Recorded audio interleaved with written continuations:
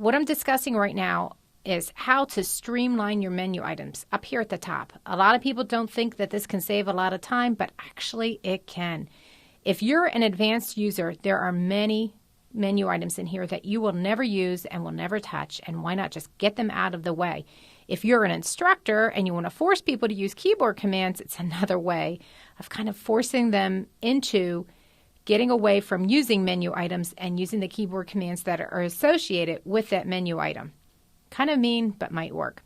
Okay, so I'm going to go ahead and choose Edit Menus. And you'll notice that a dialog box appears, and it's the very same dialog box that appeared when we were working on keyboard shortcuts, except that you'll note that I can switch between keyboard shortcuts and menus using the tabs.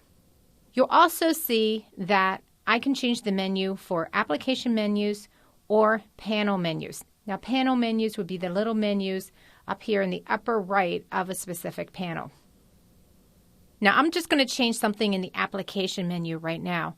I'm going to choose that perhaps every time I go into the image menu item, I don't want to see certain items. And the reason why that might be is because I'd like to adjust my color using the curves panel, and I don't want to go ahead in and access levels, and I don't want to use brightness and contrast. Even though, yes, brightness and contrast has been greatly improved in CS4, I still just don't want to use it. I want to use curves for everything. So turn off levels and even turn off exposure. Now I can even scroll down further and turn off, variations and shadows and highlights, anything I want to. I can scroll back up and I can indicate that curves is what I really want to use, so make that green. Notice that my set becomes Photoshop Defaults Modified. Just like when we did the keyboard shortcuts, you might want to save your own set. So I click on the Create a New Set button. I'll come up here and call this Jen's. You can call yours whatever you want, and I save this. Click OK. Notice I choose Image Adjustments, and the only thing there in the line above for color adjustment is curves, and it's highlighted in green. So what a great way to force me to work in this. Plus also, I could get rid of many of these items so that I don't even have to see them anymore. Now remember, this is just the visibility and color of a menu item. It has nothing to do with the keyboard shortcuts. That's when you would go into the keyboard shortcuts tab in order to do that.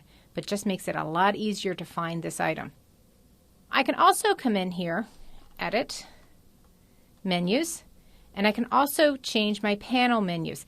Now I'm going to go into panel menus in a little bit more detail later, but for right now, notice that each panel has a menu bar up here in the upper right, and if I click and hold on this, you'll see it's grayed out right now because I have a dialog box open, but I'm in the swatches panel menu right now, and you can say new swatch, small thumbnail, large thumbnail, etc.